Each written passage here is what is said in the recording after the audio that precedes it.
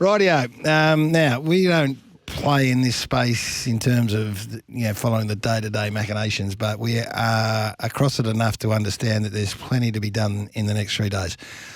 These names: Luke Jackson, Brodie Grundy, Jacob Hopper, Josh Dunkley, Isaac Rankin, Rory Lobb, Tom Mitchell, Billy Frampton, Ollie Henry, Jack Gunston, Hunter. Jack Gunston, has he not been done yet? That'll be done. Hasn't gone through as they'll trade for him so they can maintain some of the other stuff that they need to do. Hunter Clark is an interesting one from St Kilda. And we know Rui, our friend Nick Revolt's a fan of Hunter Clark, so I'll be interested to see if they let him go. Junior Rioli, Jack Bowes, Aaron Francis, amongst others. Here's Liam Pickering on Josh Dunkley. This is where we want to kick off. He was off the bench on Saturday. I'm confident, yeah, I'm confident. He doesn't want to be at the Bulldogs, so he wants to be in Brisbane. And who's going to be left in the lurch? So these are all the little terms and phrases that are being used. Will anyone be left in the lurch? Well, if you only go back a couple of years ago, Josh Dunkley wanted to go to Essendon, and he was left in the lurch, or Was he still under contract then? Yeah, I would say. I think the offer was pick 8 and a future second at that point, and the Bulldogs overlooked that to keep him. And this is where I was speaking about the senior coach's role. So Luke Beveridge obviously say, well, I still want the player. Like Luke Beveridge would still want Josh Dunkley now. But if Josh Dunkley wants to move, even though he's got up in front of everyone at the best and fairest and said he's going, would you still want him? Well, no, I'm just saying, when I say the coach your coach wants as much talent as you can possibly have to put the team together.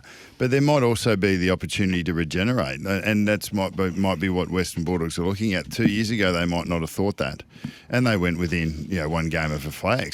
But he was contracted 2 years ago. Yes, I understand that, and he's probably to move suburbs as opposed to moving interstate is a little bit different. So I can't see. The thing that is so interesting in this, and you hear from the managers flat out, but Lyon's traded out some of the picks that the Bulldogs thought they would have had their eyes on here. You love that, so don't you? I do. I think, well, if you put the initial offer on the table, this is what we're prepared to offer, and then when it's not picked up, I love the idea of trading some of that away, and so there's a little bit less on the table when you come back to it because it's just not there. Okay, so this is my question here. There's someone who's really interested in it but not right in the middle of it. I just look at it all, and I'm obviously interested in Luke Jackson and Brodie Grundy from a Melbourne point of view, but everyone else I'm just looking at going, oh, yeah, that's interesting. I wonder the balance of power seems to have shifted, right? When you talk to the managers or you talk to the experts in this trade, they go, no, 90%. I heard 90% get done, 95% get done, right? So once all these names here, when will the balance ever shift back? So is there any chance that any of those players there, particularly the really big ones, the ones that like Luke Jackson's committed, and right now they say there's an impasse. I don't know anything about this. Well, that seems to be the one that's going to be the domino where 3 or 4 others. Josh Dunkley's at an impasse, obviously. Rory Lobb's at an impasse. So, is there any chance at all that a club would just turn around and say, "Well, hey, Horn Francis is at an impasse"? Turn around and go, happened before. Well, yeah, I know, but this is what I'm saying. It seems to have changed where managers are telling me that, 90% get where they want to go. Is there ever going to be the time we turn around and say, well, it's not happening? Well, I know Fremantle want him. I know Port Adelaide want Horn Francis. But guess what? Unless it happens, it ain't going to happen.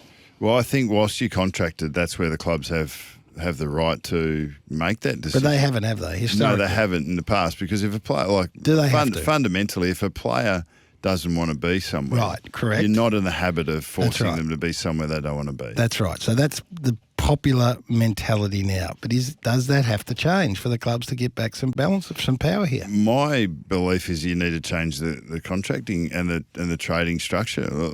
At the moment, the only way a club can move a player on if he sees fit, and we're seeing some salary cap trades that are and salary dumps that are starting to come through now that the league are actually accepting and understanding. That is trying to give clubs more control over how they manage their list and how they manage their talent. But I think in the end you need to. It's all written up for the player. If you look at the contract between club and player, the player, in terms of trading, has far more autonomy and control than a club does. Yeah. And I think that balance can be brought back into parity by allowing the club some autonomy and maybe some choice in being more aggressive to trade a contracted player to any club, really. Yeah. But at the moment, the player gets absolute. Well, Collingwood are doing that with Brodie Grundy anyway, are they? Yeah, but at the same time, he's got 5 years to go on a contract. But we've given the illusion that when Brodie has apparently Broads has said nothing through any of this. That's right. Which I think has been admirable. So they would appear to be proactively trading him. Well, I don't think this contract. situation is much different to Adam Treloar a couple of years ago in terms of a very similar situation. If Collingwood had the choice, or their druthers, I think they'd keep Brodie Grundy, but there's a reason why they have to move him on. Yeah, but you're saying that clubs should be able to trade players who are contracted to even up the power gap. Well, aren't they doing that anyway with Brodie Grundy? Well, it's happened a little bit more often with the trades allowed to happen for salary dumps. 1300 736 736. Ring up and let me know. Or you can ask anything about these trades. We'll do our best, but we've got David Noble and Sammy Edmund who are going to come and they'll know more about it. But are any of these not going to happen? Can you see any of these mooted deals that have been talked about ad nauseum for a long, long time? This is what fascinates me. These things have been talked about for a long time, and here we are 3 days out, and there's still posturing, there's still positioning, there's still, these comments being made. You got pickers on Saturday going, well, he's going. We'd imagine that the Gold Coast need Bose out. That's why the money. So they think that we don't see that as a big one, but that one needs to happen. But in the end, Gold Coast, is there a potential that deal looks even better for Geelong than it does now because Gold Coast just need to get him out? Yeah. Is there a potential that Brodie Grundy's that it happens a little bit later? I presume they've come to some form of arrangement, Collingwood and Melbourne, but is it possible that Melbourne offer less than has been touted publicly? How could Collingwood, given the deals that they're doing right now and done and speculated to have in perhaps Tom Mitchell, for example, Melbourne turn around going, well, no, we're not doing the Grundy deal. Where's that leave Collingwood? Well, that's one of the reasons why the dominoes need to fall in order. For Melbourne, the Grundy thing can't happen until Jackson has been done, but even further for Fremantle, they won't do lob until Jackson's happened. So there's probably 3 or 4 that are linked in here that free things up a little bit, and that might in the end Brisbane want their picks. The Dogs are waiting for Dunkley. Yeah, and see what comes their way before they can go to lob. And Brisbane aren't going to compromise on Ashcroft and Fletcher for their father-son picks, and they need points for that. And they can go in a deficit next year a little bit, and they'd probably rather not do that. But they want to get that and get the Dunkley done. They'll come out of this trade period having done pretty well, Brisbane. Yeah, so potentially adding Ashcroft and the Fletcher, and then Gunston, and potentially Dunkley. Charlie's in Gardenvale. G'day, Charlie. Yeah, hi, mate. Now, just quickly, why does Dunkley want to leave? Is it just for money? Because it doesn't seem like he has a disagreement with anyone there. So it must be money over the last couple of years. It's a very, very good question that you asked, Charlie, because 2 years ago, with money, still money guaranteed to him via a 2-year contract, he wanted to leave. And now at the first opportunity, he wasn't wanting to leave at the end of last year, so he accepted that he had to see out his contract. First opportunity that he's out of contract, he wants to leave. The short answer is, Charlie, I don't know. Now, there's been speculation that he's had issues at times with culture of the place, the professionalism of the players. The relationship between coach and players seemed to be fine from what we saw at the best and fairest. Now, I don't know anything on it really, but I think Charlie asked a really interesting question. We in this situation, we will often try to find the reason, won't we? Yeah, from the outside in, we want to know, as Charlie's just posed, what is the reason? Understandable. And quite often... It's one of best and fairest. But quite often, we will find a reason and make it the reason. I would think it's multifactorial. This young fellow is a uber professional. Mm-hmm. He loves what he does. I think he goes about it a certain way, and I think he commits as much to his football and goes about it in the right way. So you talk about, he probably looks across and say, well, those players aren't as committed as I am, and I want them to be more committed. But I don't reckon that would be the only thing. It seems like he wants a bit of a sea change. He wants a different. He wants to live in a different place. He wants to have a different experience in this caper, because you're not in it forever. So the players, and he has been encouraged to look elsewhere, but the question marks on why will always be there. But it comes down to players' choice. Simon's got a theory on why these deals get pushed out and pushed out and pushed out. He thinks it's to go to the last hour of the deadline to help boost the ratings on Fox Footy's coverage. I don't know if that's to be the case, Simon. I would imagine that they want to get these done. Well, some of these have got to drop today. Surely some of them have got to drop today to get...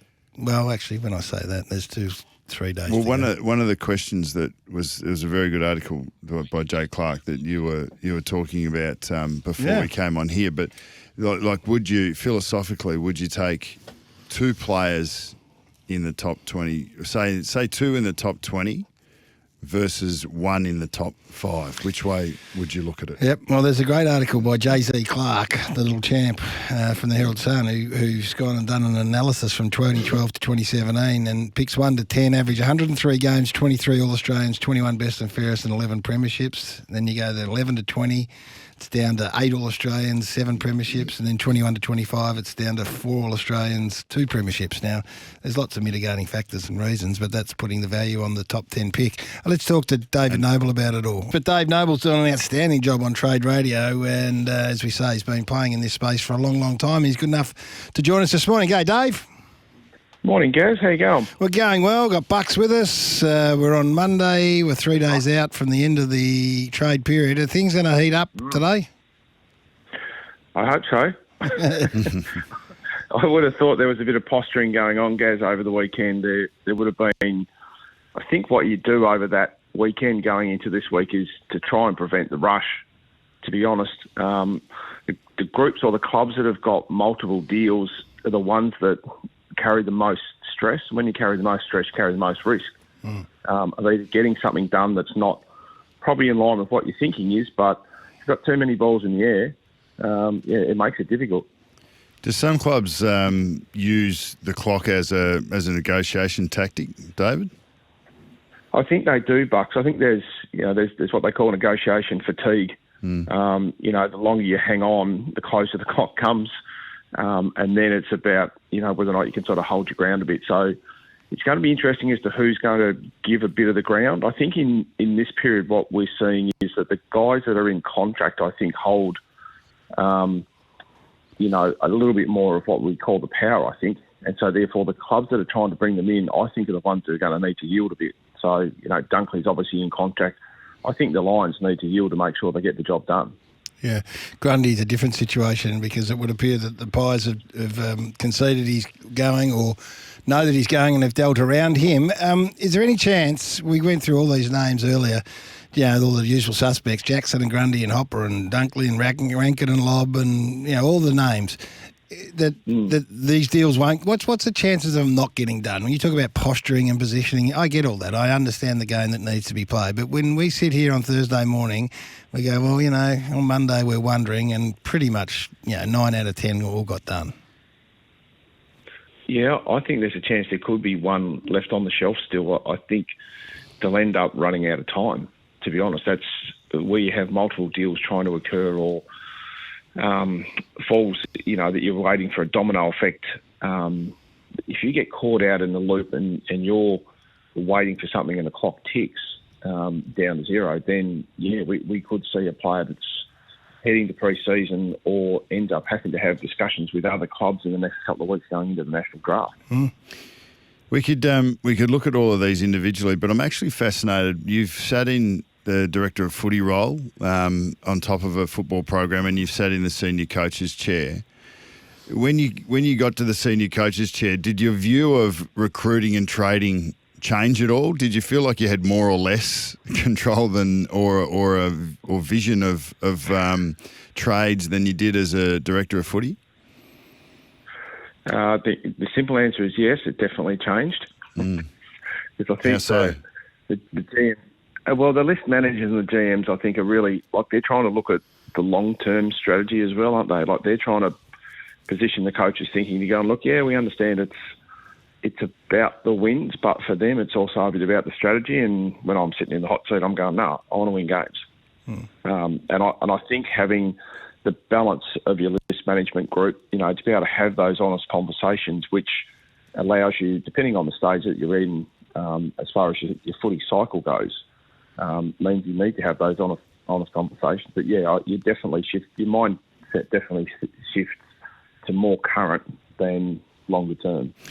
And I know I've been in your chair, mate, when you just step out of a club, but in a generic sense, and I'm not with hindsight and 12 months, you can change your perspective. But philosophically, like as a senior coach, were you happy to take? Would you want to pick in the first five versus a couple of picks later? Because you were like Horn Francis was off, that pick one was offered to be split. Where did you sit with that? Yeah. I mean, would you take the one kid early, or would you take a couple more, you know, sort of in the teens as a senior coach? I think where we were at the time, Bucks, having the first pick for North was, you know, something that had never happened. We obviously hadn't gone too well the previous year, so we felt that he was the standout talent in that year. Playing 2 years of senior footy, we thought, you know, his development had escalated in that period of time. We thought he could step into the team versus, you know, Nick Dakes that had played a lot of junior footy. So we felt that the circumstance at the time meant that was the right decision. As a GM, I was always an advocate for splitting picks to maximise your trade value, to maximise your capacity to manoeuvre through the trade period to acquire some picks in the future, particularly. So that's where I think this year North are in a spot where I just think they should split that pick. It's interesting. So you're uniquely positioned. You know this, you know, because of your time at coaching the club. Aaron Cadman is the player they're talking about, who's I watched him a lot, 6'5", 6'6", big young key forward who's, you know, let's not compare him to anyone as has been done in recent times, but he looks, the thing I loved about it was his appetite to get to the contest, and he kept wanting to put himself into a place where he could have an impact. So for big forwards, that's one of the big the boxes that need to be ticked. So he's potentially there for you, given you need some, North Melbourne needs some support for Larky. So how do you weigh that up? Yeah. Well, I think what's come into the mix now, Gaz, is the Horn Francis side of things.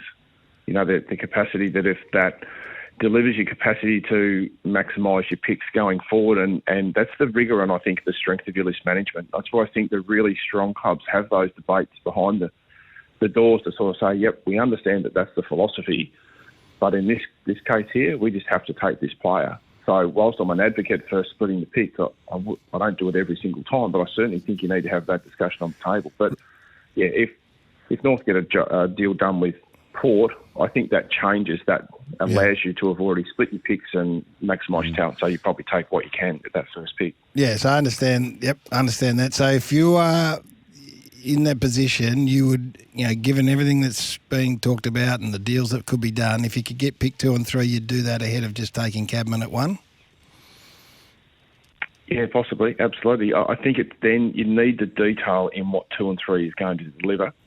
I don't think you should just dismiss that and say, no, we're just going to take that talent.